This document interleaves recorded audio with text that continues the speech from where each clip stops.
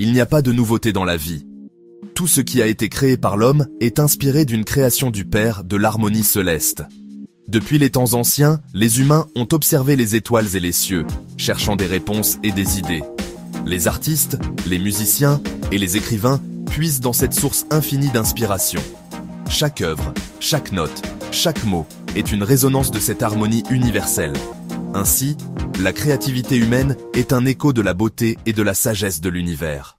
Et quand une personne fait une chose en se basant sur le modèle de Dieu, elle puise dans une source divine d'inspiration et de créativité.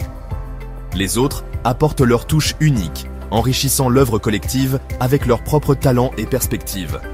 Et on dit qu'ils ont usé de leur imagination, transformant une simple idée en une création magnifique et inspirante, qui touche le cœur et l'âme de ceux qui la contemplent. Maintenant, qu'est-ce que l'imagination ?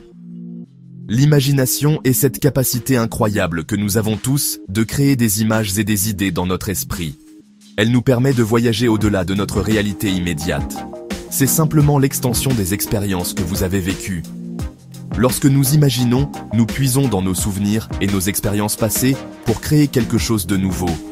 Par exemple, en réunion, les idées fusent et se mélangent, formant des concepts innovants. Si je vous dis d'imaginer une belle voiture maintenant, vous n'irez pas au-delà de ce que vous avez déjà vu une fois. Votre esprit va chercher dans ses archives visuelles pour construire cette image. C'est ainsi que fonctionne l'imagination, en reliant le passé au présent pour créer des visions du futur. Votre cerveau peut apporter de nouvelles touches, mais la base sera une chose que vous avez déjà expérimentée. Cela étant, il est plus que primordial pour l'homme de faire suffisamment d'expériences dans la vie s'il veut être très créatif.